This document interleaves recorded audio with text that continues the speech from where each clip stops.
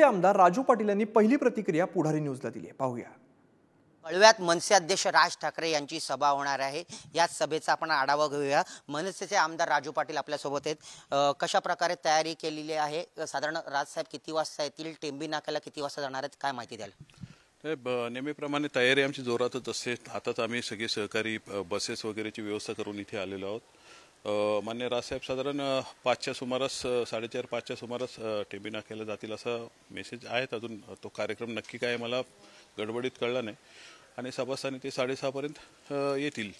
आपण जर बघितलं तर शिवसेना आणि मनसे एकत्र आले, त्यामुळे इकडनं साधारण किती लोक जातील, काय अंदाज आहे?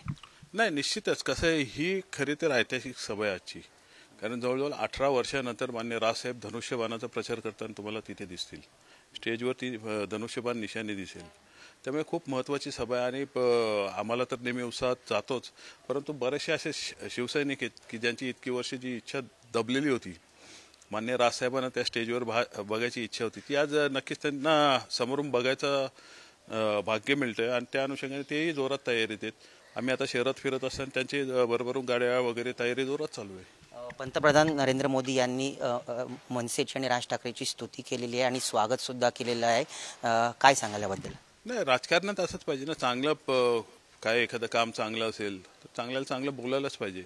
मान्य राजसाहेबांनी एका चांगल्या हेतूने पाठिंबा दिलेला आहे, कुठले स्वार्थ न ठेवता पाठिंबा दिलेला आहे। त्यामुळे ते ॲप्रिशिएट त्यांनी केलेले आहे।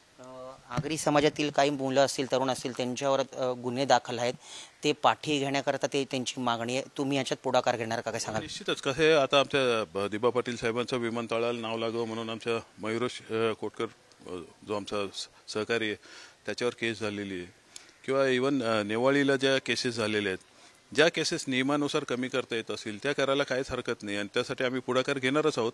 परंतु ही सांगायची वेळ पण यायला नाही पाहिजे होती। परंतु नाही गडबडीत कोणाला नसेल जमलं तर आम्ही त्यांच्या निदर्शनात 100% आणून देऊ आणि आमच्या समाज बांधवांच्या केसेस काढायला लावू। मुख्यमंत्र्यांशी याबाबत चर्चा करणार आहात का? 100% मुख्यमंत्र्यांशी करणार, फडणवीस साहेबांशी करणार, कारण त्यांच्याकडे तो खातं आहे आणि आंदोलनं असतात।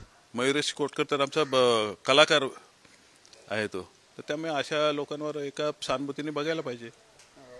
व्हिडिओ जर्नलिस्ट सुरेश सावंतसह प्रदीप बणगे, पुढारी न्यूज, डोंबिवली।